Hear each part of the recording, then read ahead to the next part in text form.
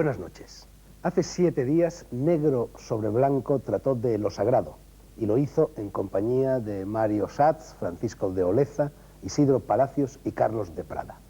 Anuncié al término de ese programa que teníamos aún mucha sacramentalidad en el tintero y que hoy seguiríamos hablando del asunto.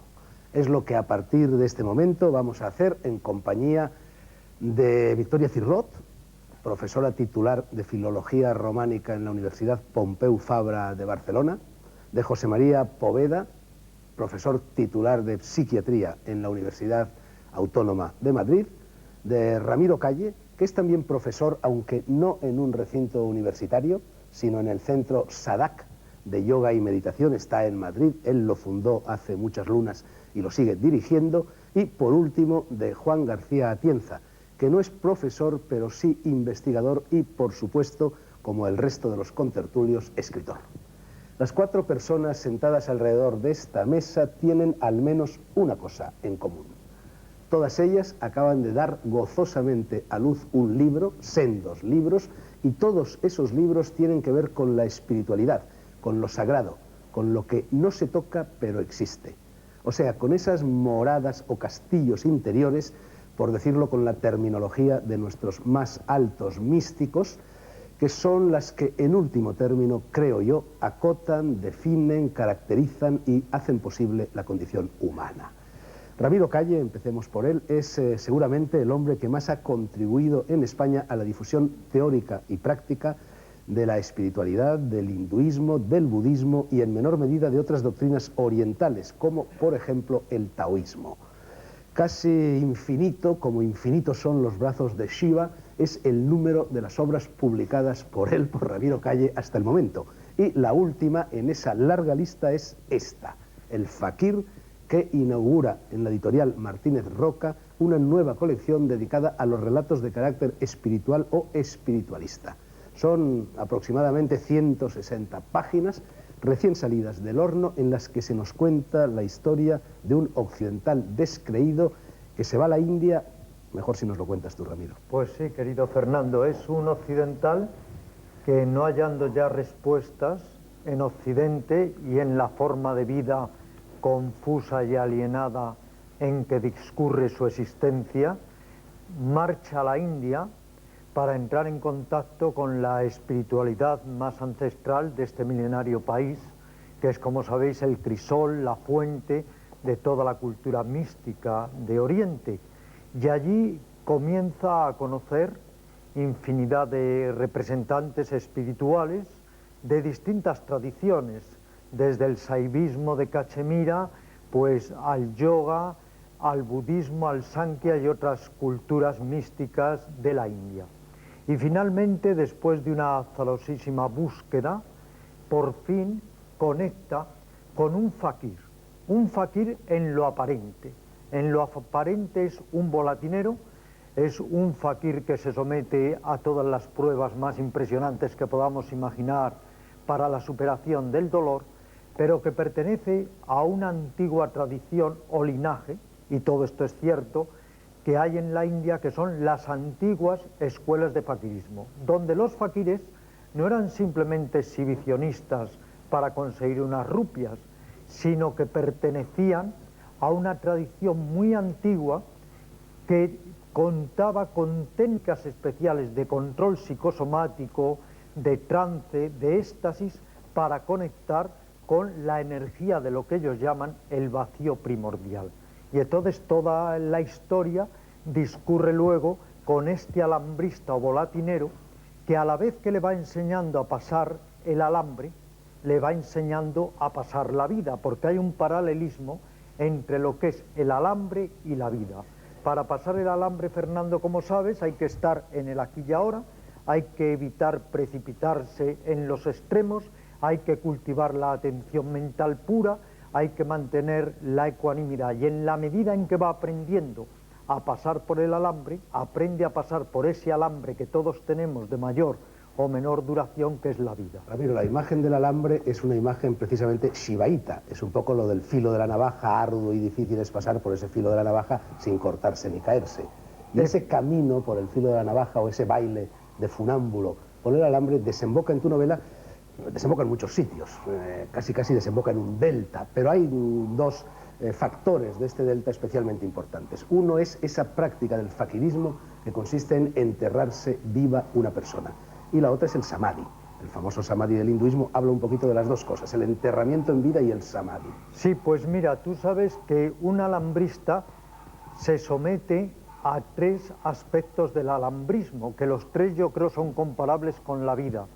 El alambre cerca del suelo, el alambre ya muy alto, que es lo que se llama el funambulismo, donde el funámbulo se sirve de una barra para compensar, y luego la cuerda floja. Entonces, este alambrista, este fakir, le enseña al occidental que la vida tiene estos 3 aspectos. A veces la vida es aparentemente segura, el alambre bajo.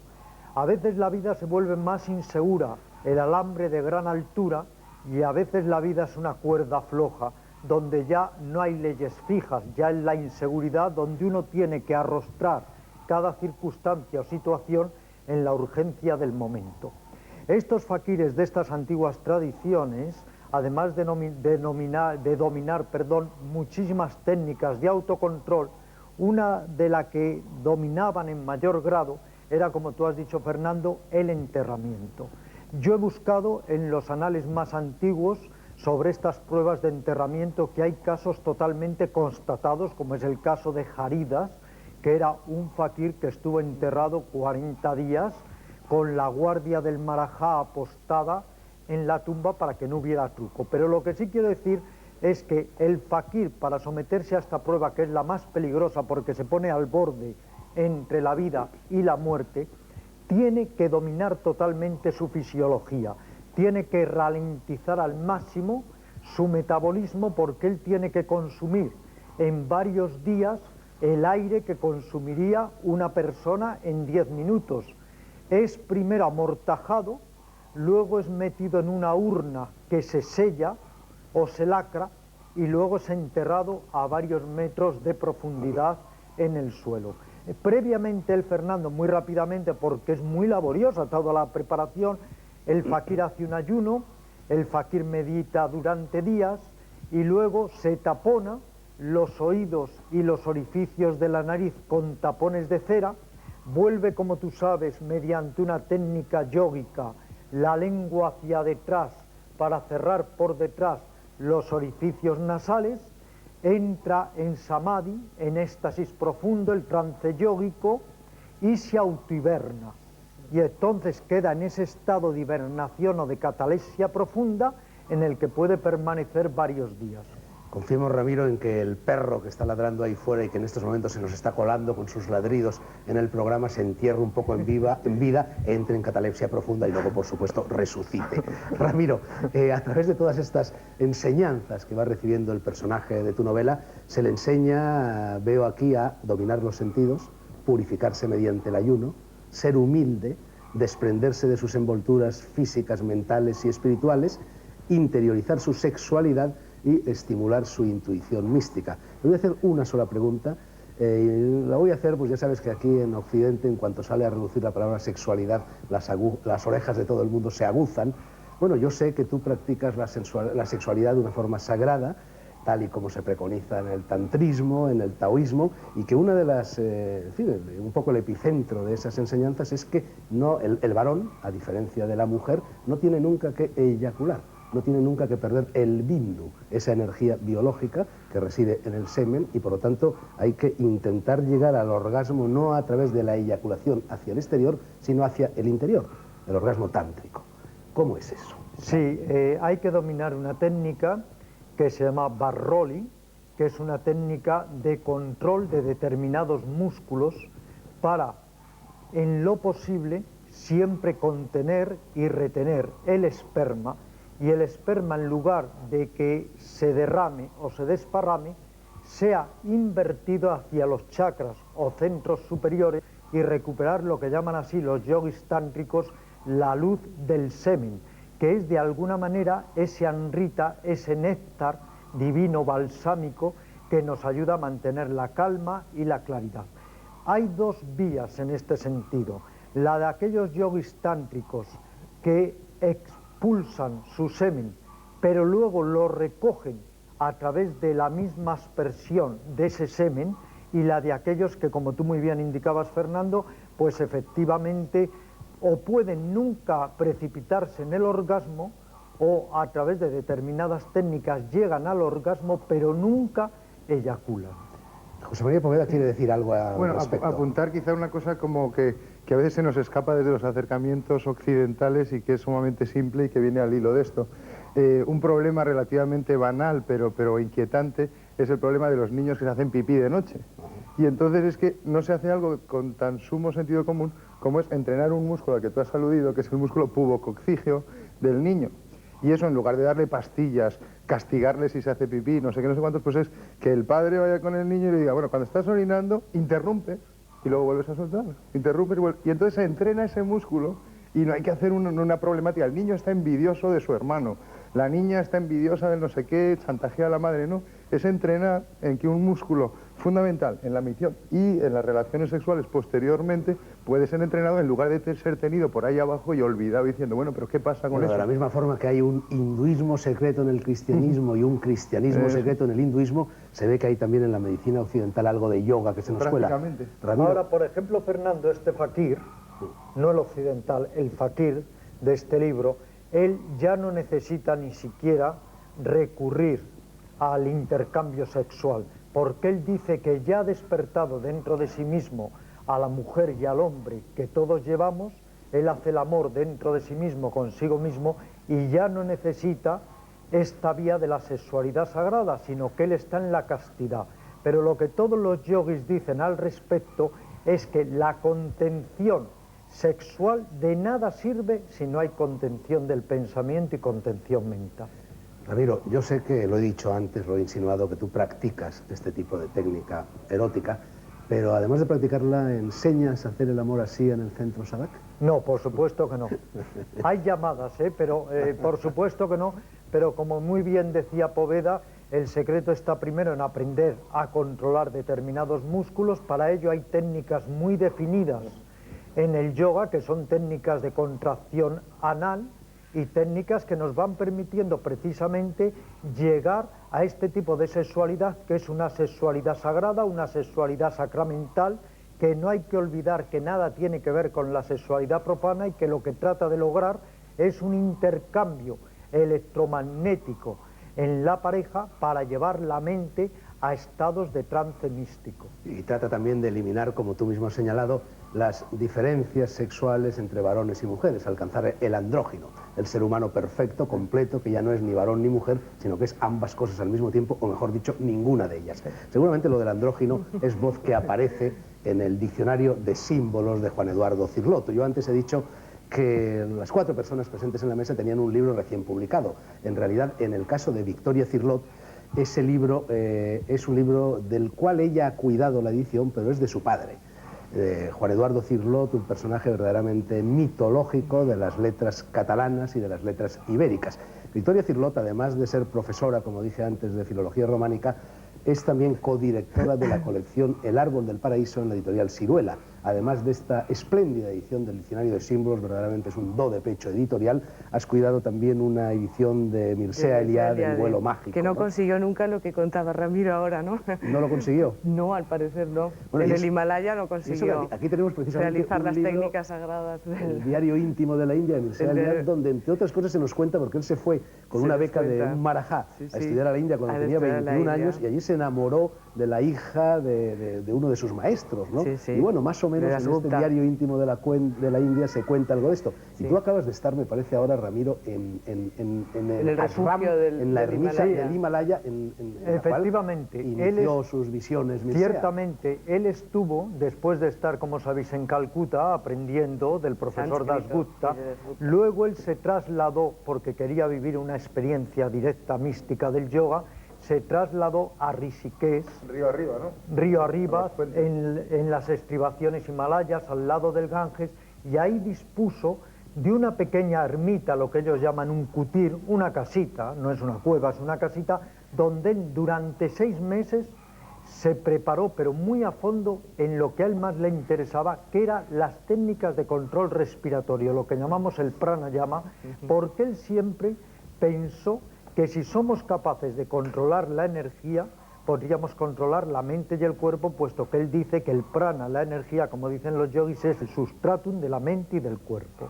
Y allí se preparó durante 6 meses. En ello andamos, Ramiro. Ahora él decía una frase que yo sé que tú te identificas seguro mucho con ella. Él decía siempre, aunque nunca lo hizo al final, decía que es un verdadero consuelo pensar que siempre tenía una cueva en el Himalaya a la que poder retirarse en último lugar. Pero no volvió nunca, ¿no? Y todos tenemos esa cueva en el propio corazón. Victoria, yo no sé si tu padre, que transitó durante toda su vida por los mismos caminos por los que transitó también la vida de Mircea Eliade, de Ramiro, de casi todas las personas presentes aquí, si tu padre llegó a conocer a Mircea Eliade. No, mi padre no conoció a Eliade nunca. Conoció, en cambio, a Marius Schneider, que es un hombre muy desconocido en este país, aunque curiosamente Schneider publicara el famoso libro El origen musical de los animales símbolos. Está publicado por el Consejo Superior de Investigación. En el año 46. En una edición que todavía se consigue baratísima. Bueno, casi no se consigue. ¿no? Enfrente del Hotel Palace, por lo menos hasta hace poco. Y ahora se va a republicar, se va a volver a publicar en Siruela, El origen musical, ¿no? Y entonces conoció a Schneider y creó el conocimiento de Schneider un auténtico impulso para introducirse en el mundo de la simbología. Porque él, hasta el momento que conoce a Schneider, en el año 52, en Barcelona, pues estaba en el mundo de la poesía y del arte. Poesía surrealista, poesía Exacto. postista, amigo también de Bretón y sobre Amigo todo de gran Bretón. amigo de ese personaje inefable que es Carlos Edmundo de Ori, ¿no? Exacto. Con el cual fundó precisamente el movimiento postista. No, él no lo fundó, fue Carlos Edmundo y entonces mi padre... Se incorporó ya a no, pitón pasado. le escribió, le dijo que le interesaba muchísimo, tuvieron una correspondencia frenética durante 5 años de carta diaria, pero él nunca perteneció a ningún movimiento, mi padre, ni postista ni surrealista, a pesar de su amistad con Bretón, etc. Bueno, pero tu padre, según he leído en este dossier Cirlot, que le acaba de dedicar a la figura de tu padre la revista Barcarola, que se publica en Albacete y que es una de las mejores revistas en su género, que se publican en España, tu padre vivía en un mundo totalmente fantástico. Por ejemplo, estuvo prácticamente toda su vida trabajando en la editorial Gustavo Gili, y que en catalán me imagino que sería Gili, ¿no? Y lo negaba, decía que él nunca había puesto los pies en esa editorial. Bueno, eso era, como te puedes imaginar, por esa idea de que lo único que cuenta es la vida interior. Bueno, lo que decía Ramiro, más o menos, ¿no? Y entonces le gustaba esa broma, de que en realidad nunca había pisado la editorial Gustavo Gili. Le gustaban también otras bromas. Tú sabes que yo tuve fascinación por la figura de tu padre, no llegué a conocerlo más que de leídas, por desgracia, entre otras cosas porque murió muy prematuramente. A los 57 años. 57 años. Sí. Desapareció verdaderamente una de las más grandes figuras del pensamiento tradicional, del pensamiento sagrado, del pensamiento simbólico español. Pero yo recuerdo, Victoria, a propósito de tu padre, que la primera imagen humana que yo recibí de tu padre la recibí leyendo el primer volumen de memorias de Carlos Barral. Carlos Barral tuvo bastante relación con tu padre, incluso es el culpable, al parecer, de que tu padre rompiera el único diario íntimo, el único diario secreto que escribió, su único texto autobiográfico. Sí, porque Barral no se lo publicaba. Y entonces él, si no se lo publicaba inmediatamente, lo destruía todo. Y por eso lo destruyó. Él decía sí, romper. Era la consigna que le daba a los pintores. Exacto, sí. Eso de guardar como si has hecho la gran obra, no. Para él realmente era un ejercicio catártico importante que uno se destruyera a sí mismo. Bueno, era un aniquilamiento constante. Victoria, romper tanto que incluso rompía a veces sus relaciones con los demás, como por ejemplo con Tapies, ¿no? Tuvo un enfrentamiento sonoro con Tapies, ¿no? ¿Cómo fue aquello? Yo no conozco bien la historia. Por ejemplo, Tapies sé que él dice que nunca se enfadaron. Pero yo recuerdo que mi padre vino un día muy triste porque quería tremendamente a Antonio Tapies. Y vino muy triste diciendo que su relación con Tapies había terminado. Y a partir de ese momento casi dejó de escribir, de ocuparse de la crítica de arte. Bueno, porque a pesar de romper tenía grandes amores. Bueno, lo que te estaba contando antes, a propósito del libro de Carlos Barral, se ha quedado en el aire, era... Carlos contaba que un día fue a ver a tu padre, no sé dónde, a su despacho, donde estuviera, y que, bueno, tu padre era muy coleccionista, le gustaban mucho los objetos, coleccionista de monedas antiguas, coleccionista de arma blanca y también de armas de otro tipo, y parece ser que de repente cogió tu padre ahí un espadón que había en la pared y empezó a blandirlo. Yo no recuerdo muy bien, lo leí Sí, hace a muchos Carlos le años, pareció horrible, a mí me parecía normal, porque siempre decíamos que íbamos a... Yo con mi padre luchaba a esgrima, y nos gustaba muchísimo, en cambio a Carlos le pareció una cosa horrible, ¿Tú sabes al parecer. esgrima? No, yo no. pero él me enseñó algo y juntos en el pasillo a veces hacíamos esgrima. Bueno, a tu padre le venía de antiguo porque creo que una tía, la tía Mercedes, le Sí. hacía grandes espadas de madera cuando Exacto. veraneaba de pequeño, En San ¿no? Cugat, sí. Bueno, estábamos hablando de este diccionario de símbolos, obra verdaderamente monumental, que el barcelonés Juan Eduardo Cirlot, nacido en 1916 y muerto muy prematuramente, ya lo hemos dicho, en 1973, envió a la imprenta por primera vez en 1958. Entonces se llamaba Diccionario de Símbolos Tradicionales y luego siguió corrigiendo y ensanchando en ediciones sucesivas, algunas españolas, otras en Inglaterra o en otros países, y ahora por fin este libro se ha recogido en una edición definitiva que incorpora, cuidada por ti, que incorpora las voces que nunca se habían publicado en España. Exacto, porque la última edición española fue la del año 1969, pero luego en Routledge and Kegan Paul hicieron una nueva edición en el 71. Entonces mi padre introdujo nuevas voces. O sea, en realidad el Diccionario de Símbolos fue la obra sobre la que él trabajó toda su vida, una obra en constante elaboración, introduciendo nuevas voces, nuevas ilustraciones, nuevos grabados. Y entonces lo que hemos hecho aquí en esta edición de Siruela ha sido integrar todas las nuevas voces que aparecieron en el 71 y que en cambio en la edición española todavía no estaban. Voces como por ejemplo Hamlet o simbolismo fonético. Que La última es Zumo, ¿verdad? Zumo. Y la primera, Abandono. Abandono. Abandono. No, te iba a preguntar si en este libro, que es un libro serio, que es un libro grave, que es un libro sesudo... Sí, porque a mi padre las bromas en realidad lo horrorizaban. Bueno, pero él tenía gustaba un la sentido, seriedad lo que y iba a preguntar es si había ese sentido del humor tan peculiar que tenía surrealista él, ¿no? No, nada. Tenía una diferencia importante. El sentido del humor era solo para la vida cotidiana, donde pedía cocodrilo para comer en un restaurante, pero luego los símbolos eran la seriedad absoluta y la gravedad total. Bueno, tu padre era, entre otras muchas cosas, era junguiano. ¿Fue o no? Que te veo un poco perpleja. No, porque a mí me cuesta decir que mi padre era junguiano como era surrealista. Yo creo que mi padre era cirlotiano, ¿no? Entonces Jung está muy presente. Pues eso sí. En este libro sin Jung, Pero, los símbolos, los arquetipos de Jung... Sí, pero además todas de estas Jung cosas. hay muchas otras cosas que, por ejemplo, Jung jamás percibió. Por ejemplo, las correspondencias musicales, la idea del sonido como expresión simbólica del universo, eso que sale de Schneider, por ejemplo. Quizá es una conjunción extraña entre un saber tan tradicional y basado en la musicología de un Schneider y yo le llamaría la adaptación de la religión al siglo XX que consigue Carl Gustav Jung. Sin duda la obra de Jung está muy presente. No, lo que te iba a decir, Victoria, es que Jung tiene un libro que publicó hace muchísimos años Aguilar en España, que se llama El hombre y sus símbolos, Sí. en el cual, entre otras cosas, demuestra Jung cómo todos estos símbolos que aparecen aquí y que parece que son cosas remotas, cosas abstrusas, cosas herméticas, cosas difíciles, en realidad están incorporados en nuestra vida cotidiana, en la publicidad. Te vas al bar de enfrente y resulta que en la servilleta de papel con la cual te estás limpiando los labios después de un café, pues hay un mandala y cosas así. Es decir, es cierto que un libro como este ayuda a vivir, ayuda a moverse por la vida cotidiana. Yo creo que absolutamente. Si hay algo alejado de... Quizá el concepto diccionario aleja al lector de la realidad de lo que es el diccionario de símbolos de Juan Eduardo Cirlot, porque un diccionario parece así como algo que es una obra erudita, una obra de información. Yo creo que nada más lejos de la intención de mi padre que hacer una obra erudita. La erudición está al servicio y está al servicio de la vida. Por eso yo creo que es un libro que sale de una experiencia interior muy fuerte, de una experiencia de vida, y creo que lo que transmite el diccionario de símbolos, y por eso es por lo que me parece único en el mercado, en este sentido, es esa experiencia de la vida corroborada con mucha seriedad por las obras que han marcado la espiritualidad del siglo XX. Bien, un libro, creo yo, que no puede faltar en ninguna biblioteca de ninguna persona que se interese por lo sagrado, que se interese por todos estos temas, o simplemente que esté viva. El mundo, además de el diccionario, perdón, además de una dedicatoria, Marius Schneider, lleva dos citas en el prólogo a la segunda edición. Una de ellas dice: el mundo es un objeto simbólico, Salustio, y la segunda dice: el deber más importante de mi vida es para mí el de simbolizar mi interioridad, Hebel, que tiene bastante que ver con la caverna exterior e interior de la que nos hablaba Ramiro Calle. Bueno, es ahora el turno de José María Poveda, que acaba de publicar en Temas de Hoy una obra de altura y de hondura, Chamanismo, el arte natural de curar.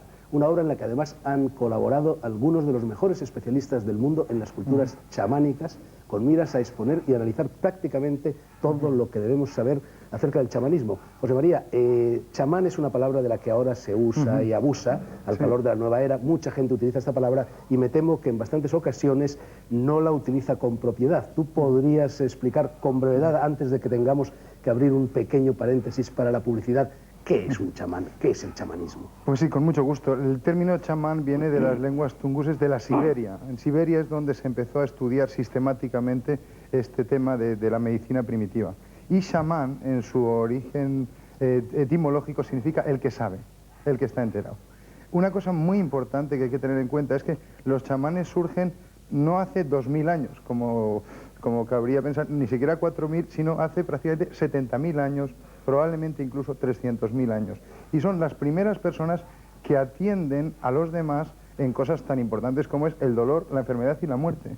Porque dolor, enfermedad y muerte no son cosas del otro día, sino que la humanidad las ha tenido desde el principio. Entonces, la primera persona que en una comunidad donde no había libros, no había facultades de medicina, no había incluso ni ciudad, porque el chamanismo surge en las sociedades de cazadores-recolectores.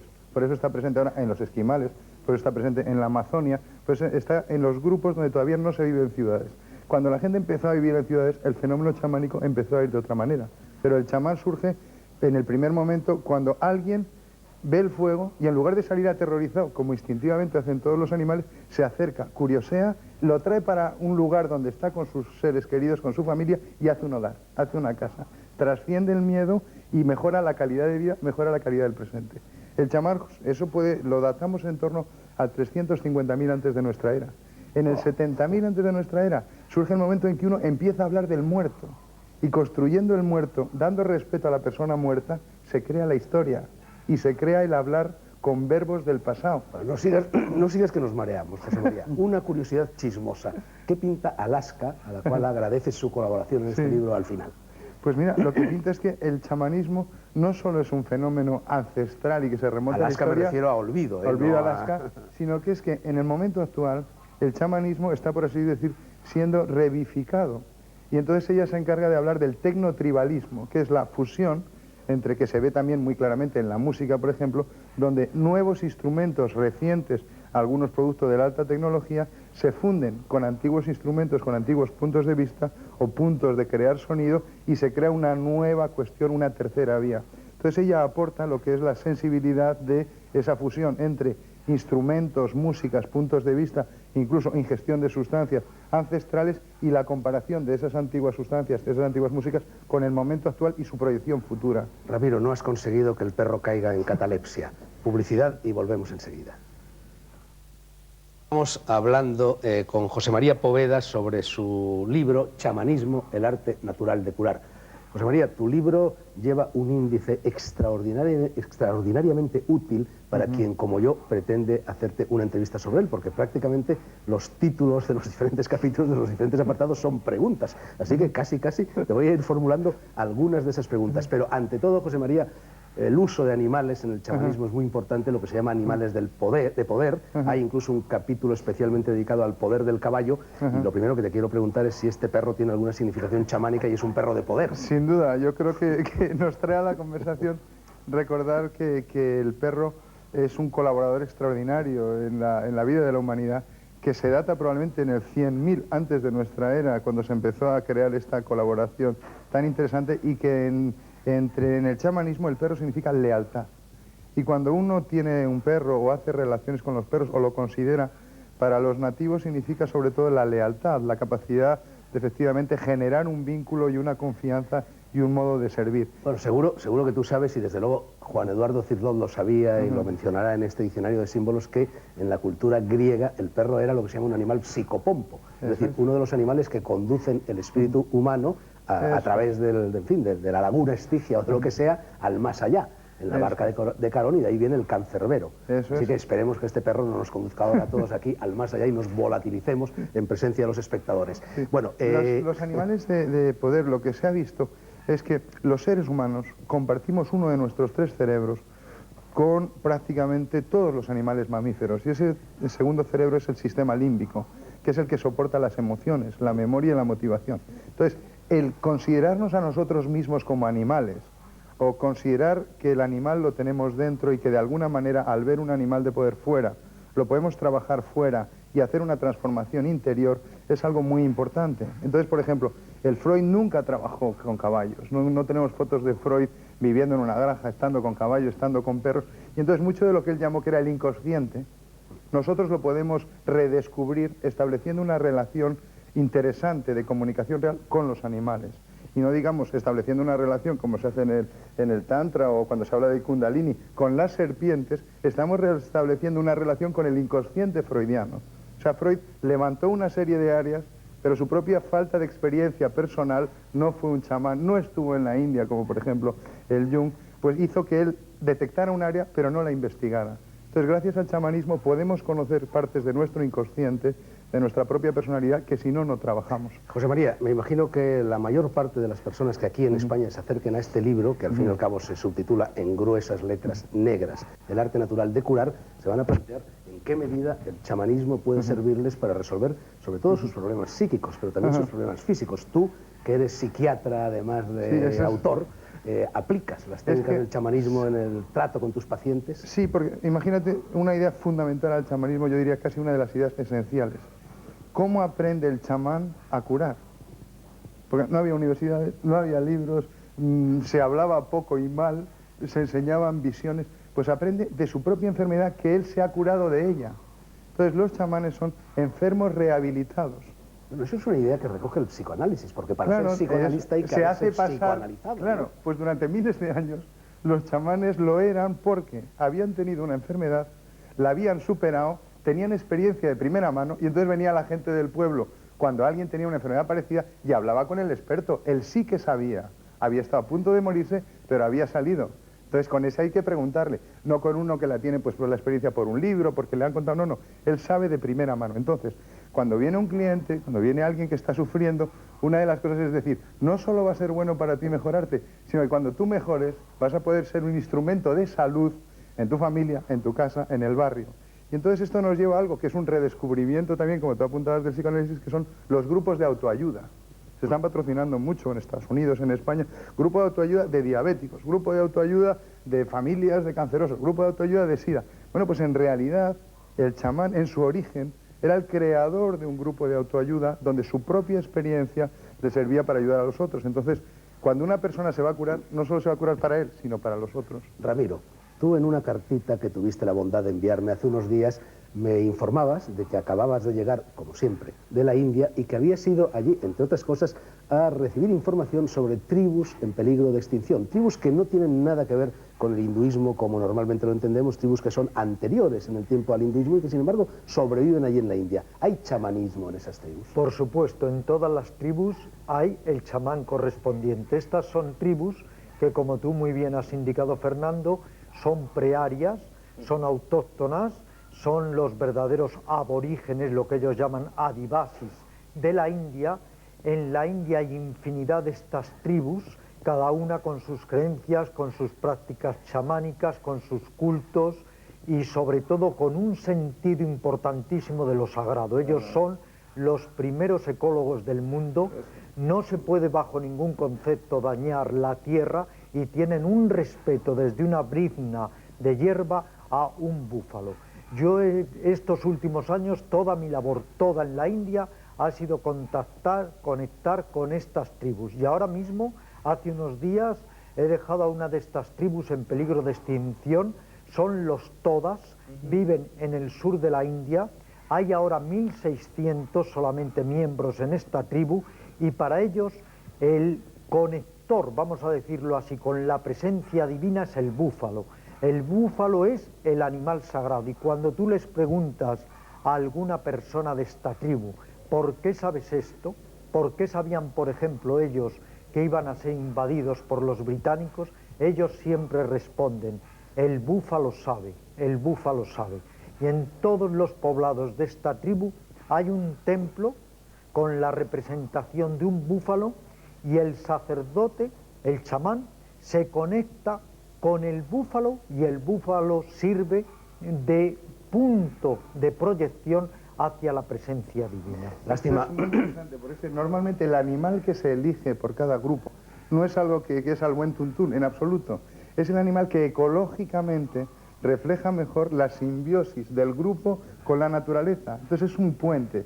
En la medida en que ese animal... ¿Os acordáis, por ejemplo, de Jung? Ajá. Cuando estuvo, me parece que fue en la India, cuando hizo su viaje a la India, que, o no, sí, me parece que fue en la India, que entonces entró en contacto con una tribu y entonces todos, bueno, ¿y tú qué animal eres? ¿No? Y al final lo descubrieron, oso. Claro, claro, porque eso era consistente con su origen, su lugar y de al final vivir. le dijeron, claro, tú eres un oso. Yo no sé por Y qué entonces... Gaudí no incorporó el perro decorado. Aquí, por ejemplo, perdón, Fernando, muy rápidamente, el búfalo es sagrado, exactamente la búfala, porque da los lácteos. Y entonces la búfala ha sido sacralizada. Y hay que decir que esta tribu es láctea, solo se alimenta prácticamente de productos lácteos y sin embargo son los más altos, fornidos y sanos de toda la India. Gordon Wasson lanza la hipótesis de que la vaca pueda ser un animal sagrado en la India, precisamente por origen preario, debido no a esto que tú has dicho, aunque también, sino debido a que en la boñiga de la vaca crecen hongos alucinógenos, es decir, crecen sustancias de estas de poder que también utilizan los chamanes. Pero a mí me gustaría implicar un poco en la conversación a Juan García Tienza, que está allí en la esquina agazapado.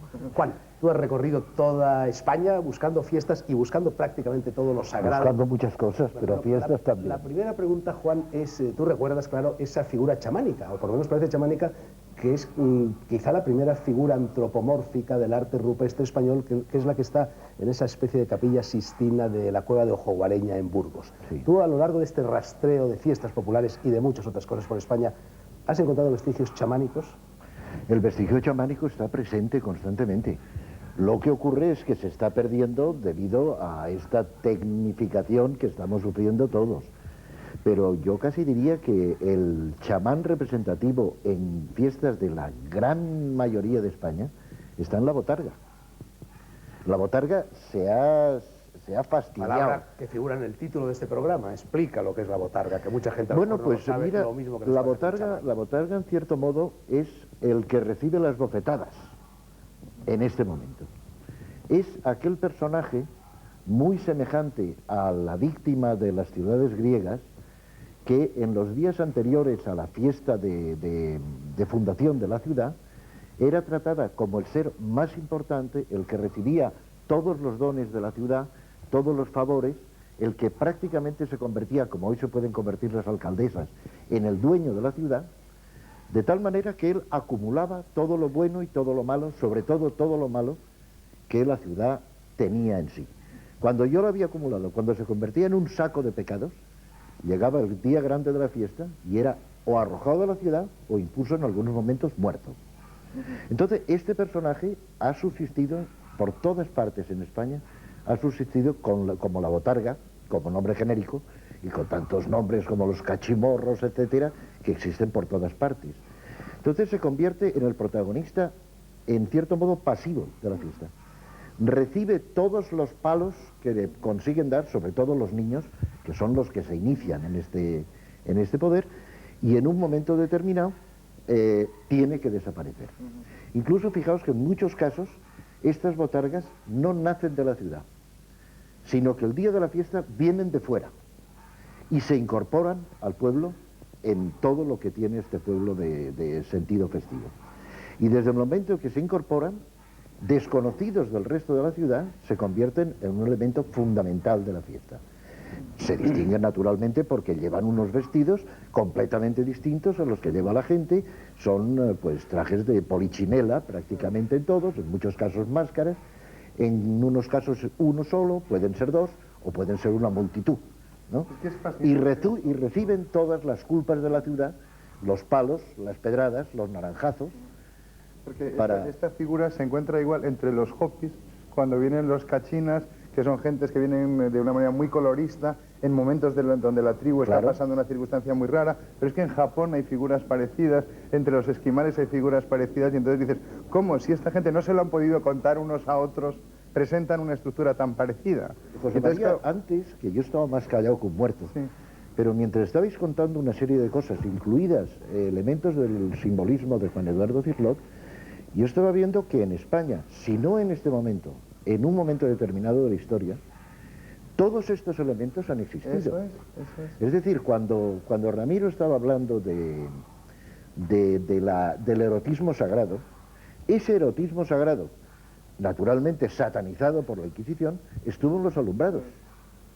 Estos alumbrados estaban aplicando un tantra. Al fin y al cabo, Juan, tú y yo nos hemos dedicado a buscar en Occidente Aquí. lo mismo que Claro. José María Poveda busca en Brasil o Ramiro Calle busca en la Efectivamente, India o Victoria Cirlot busca en A los mí libros de me su padre. preocupa No, y a el veces Occidente, es que yo creo también el hay que- hecho de que estemos hablando de los grandes yogis y nos olvidemos de los grandes místicos. Ya sé que no nos olvidamos, por supuesto, pero los dejamos un poco a un lado.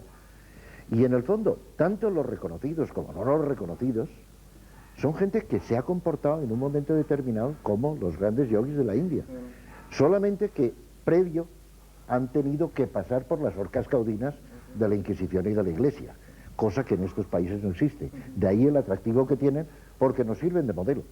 Y que en las raíces todos somos mucho más parecidos de lo que nos creemos. Muchísimo más, Juan, muchísimo si más. os parece, vamos a hablar un poquito de tu último libro, porque si no se nos va el programa. Forma parte de mi libro. Ya lo sé que forma parte, ya lo sé. En fin, Juan García Tienza, ya sabemos quién es, un hombre que lleva a sus espaldas una copiosísima bibliografía dedicada a temas... Nunca como la de Ramiro. Bueno, ya os andáis, creo yo, ¿eh? No, hemos descubierto que por lo menos tengo la mitad del libro solo. En fin, en cualquier caso, muchos libros dedicados a temas como los templarios, la búsqueda del Grial, el camino de Santiago, los santos de todas las religiones, los herejes de todas las religiones, las rutas iniciáticas y, en definitiva, la España mágica y el universo mágico. Juan, ante todo, mi enhorabuena por este tocho, en el más cariñoso sentido de la palabra, que acabas de publicar en la editorial Martínez Roca. Fiestas populares Perdóname, e insólitas. conozco a quien se lo ha leído entero, cosa que me parece monstruosa. Porque lo escribí como un libro de consulta, Sí, ¿no? claro, quiero decir que no es un libro para leer entero, sino más No, bien es claro. una especie de guía Sí. para moverse por el laberinto de las fiestas populares e insólitas en España. Mi primera pregunta sobre esto es, la fiesta es un espacio sagrado, aquí estamos hablando de sacramentalidad. Es un espacio sagrado en el cual tiempo. quedan abolidas las leyes civiles, las convenciones e incluso el tiempo. Bueno, es eso, un espacio y un tiempo sagrado. Porque la fiesta se tiene que celebrar en el lugar donde siempre se ha celebrado. Incluso fíjate que hay, yo de este libro conservo recuerdos ya personales, entrañables, como es el caso de ese pueblo de la provincia de Zamora que fue hundido por un pantano. La gente se dispersó, pero todos los años, el día de la fiesta, vuelven a la orilla del pantano para rendir el homenaje a sus muertos y el homenaje a la Virgen a la que estaban dedicando la fiesta. Entonces la fiesta continúa y debe continuar en el mismo espacio. Ese es el motivo por el que muchas se están perdiendo, por la emigración que está dejando solitarios a los pueblos. Porque la primera generación todavía vuelve, pero la segunda ya generalmente se olvida de Juan, ello. tú hablas en el libro del secreto de las motivaciones remotas de estas fiestas. Todas ellas, las que tú recoges, porque luego hay fiestas triviales, Por supuesto. pero las que tú recoges hunden sus raíces en esa antigüedad casi insoportable que mencionaba Poveda. Se da un caso muy curioso, que es que yo había tenido durante mucho tiempo la idea de que la tradición es siempre algo remoto. Y gracias a este libro, precisamente, he descubierto que la tradición es algo tan absolutamente vivo que un recuerdo de 2 años antes, apenas, se puede convertir en una fiesta y en una tradición que seguramente perdurará durante siglos. Hay 3 elementos, hay más, pero en fin, hay por lo menos 3 elementos en las fiestas españolas que están presentes, si no en todas, en muchísimas de ellas. Son el toro, animal de poder seguramente ibérico, la música, generalmente representada en esos bailes de salutación solar, la jota, la sardana, la muñeira, bailes circulares, y el vino. El vino. ¿Tienen estos 3 elementos significaciones simbólicas a la manera cirlotiana? Por supuesto que las tienen, pero yo en cambio a las fiestas no les doy tanto la significación simbólica inmediata de un elemento simbólico, sino de una intencionalidad. Y entonces, un poco al pairo de lo que los antropólogos han estado especificando sobre las fiestas, de que hay que dividirlas, siempre esa manía de la división entre fiestas de verano, de invierno, de primavera, de otoño, etcétera. Yo creo que sea cual sea la época en que una fiesta se celebra, depende del pueblo que la celebre y del motivo que la celebre, el sentido que se le dé a la fiesta. Y entonces yo he encontrado 4 motivos festivos, muy abstractos, muy genéricos, que creo que cualquier fiesta está introducida en ellos. El primero de ellos es el motivo iniciático. Es decir, hay un instante en que una parte de la población que hasta ahora ha sido dependiente tiene que convertirse en parte activa de la población. Y entonces llega la fiesta iniciática. Esa fiesta iniciática que en España tenemos el ejemplo vivo de las fiestas de quintos, fundamentalmente. Con el enorme peligro en este instante de que como el ejército va a dejar de ser una actividad obligatoria, las fiestas no tienen razón de ser. Iniciación Pero porque el otro motivo de iniciación del joven es el marcharse del pueblo a la ciudad. Pero desgraciadamente de ese viaje no se vuelve generalmente. Vuelve gente como Fernando, vuelve gente como yo a lo mejor, pero en general la gente ya no vuelve. Bueno, esta es una de las amenazas que se ciernen sobre las fiestas populares. Has hablado antes de otras. Y hay otra amenaza, Juan, por la que yo quería preguntarte tu opinión. Es lo que cabría llamar la amenaza de la judicialización que nos viene de Estados Unidos con esta manía de convertirlo todo en asuntos de picapleitos. En muchas de las fiestas hay un elemento de riesgo. El baile es arriesgado, el vino lo es mucho más, y acercarse a un toro no digamos. Entonces ahora resulta que un chiquito que se le da un zarandeo, un toro en la fiesta de la Saca Soriana o en los Sanfermines o en cualquiera de los muchísimos encierros que se celebran en España, ese individuo demanda al ayuntamiento y le pide el oro y el moro por daños y perjuicios.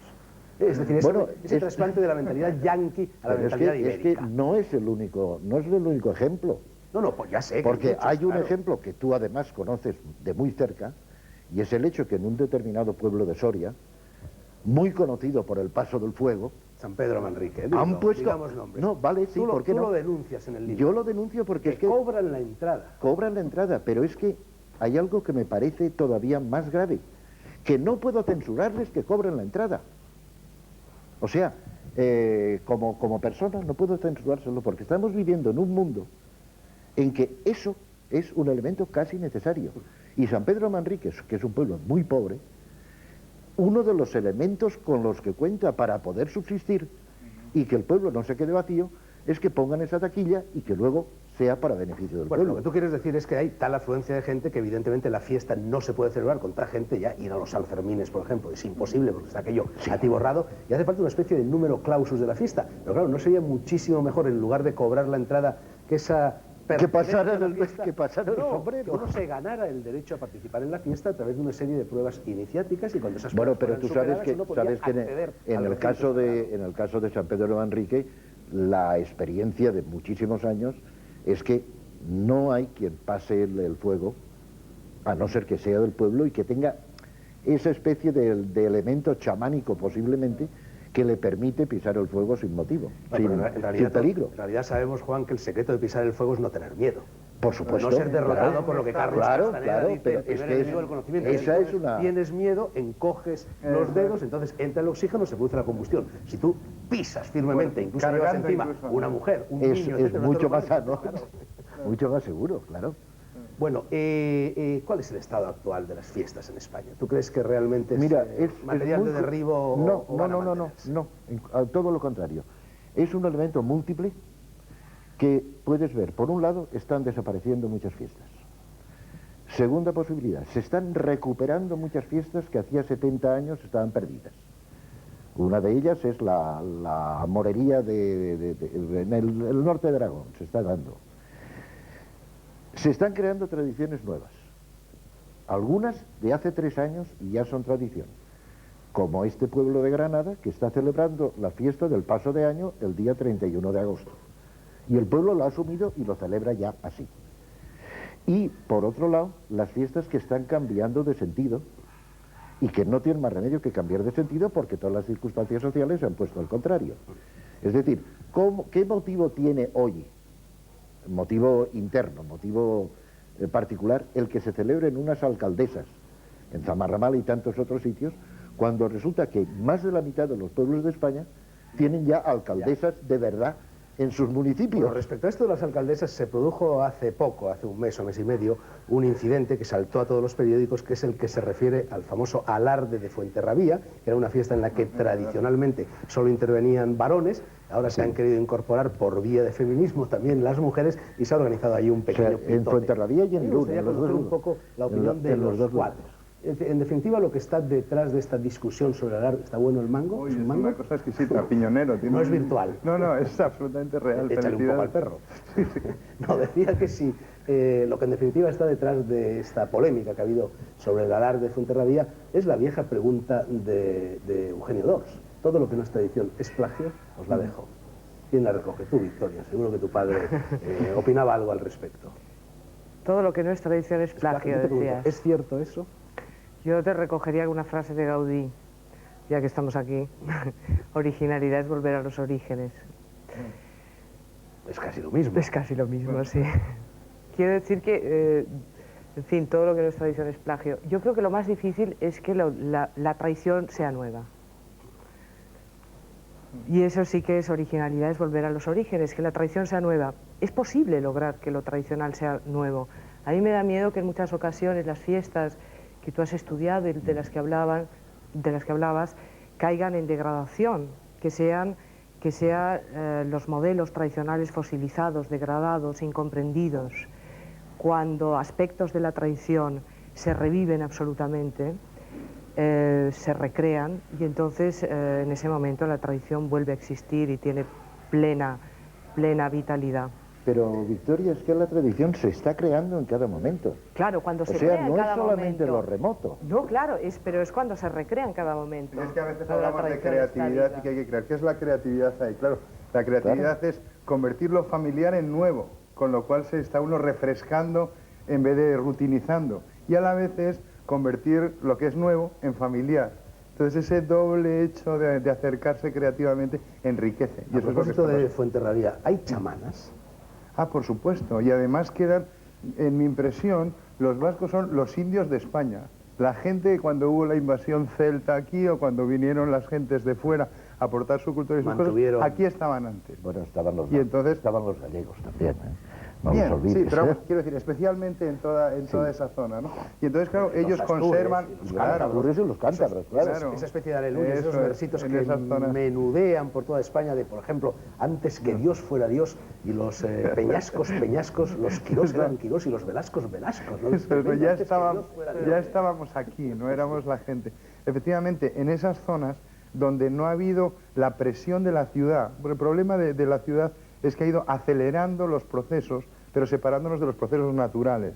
Entonces la gente que ha vivido en el campo, que ha vivido muy asociada a la naturaleza, tiene mucho más cerca el sentido común de lo que es el chamanismo, ¿no? Está mucho más vivo. Fíjate, José María, además, hay un hecho ya concreto, un ejemplo, que va muy por ahí.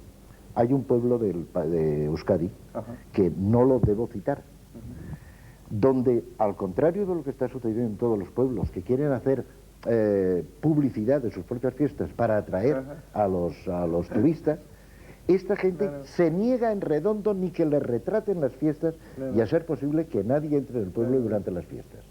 Porque tiene que ver con la preservación de su identidad. Exactamente. Que otra de las maneras- Es el modo de conservar. Querías su decir identidad. algo, Ramiro, y te emplazo también en el último minuto del programa para que, además de lo que ibas a decir, nos hables de Vicente Ferrer. No de San Vicente Ferrer, paisano de Juan García Tienza. Ya ve, más bien, no es libre, ¿no? Sino del Sí, Vicente Ferrer que está en la India. Lo uno y lo otro. Iba a comentar simplemente que ahora precisamente hace 15 días he estado en el monasterio de Tabo, que es un monasterio que está en la frontera de India con el Tíbet, donde se estaban celebrando las danzas chamánicas, que conocerá seguramente Poveda muy bien, de los lamas tibetanos, que tú tal vez hayas visto también en Bután o en otros lugares, el llamado rito Shot, que los lamas se ponen máscaras y que a través de este rito lo que tratan es de fragmentar su ego, de desprenderse de él y de inducir la mente al trance yógico para conectar con esas fuerzas iniciáticas de la naturaleza. Vicente Ferrer. ¿Y Fray Vicente qué tiene que ver con eso? Bueno, Vicente Ferrer Yo quiero... es que tengo un poco He notado un que te repelús, estremecías, repelús por el otro. Lleva cuidado que luego cuando regreses a Valencia te... No, sí, viva Isla. Sí. Venga, Ramiro. Pues quería decir muy rápidamente, porque además creo que es hacer un servicio a Vicente Ferrer y sobre todo a la labor impresionante que ha hecho. Él vive en el sur de la India, en Andhra Pradesh, en una zona verdaderamente desértica, tan desértica que fue desahuciada. Este hombre lleva allí trabajando 30 años incansablemente.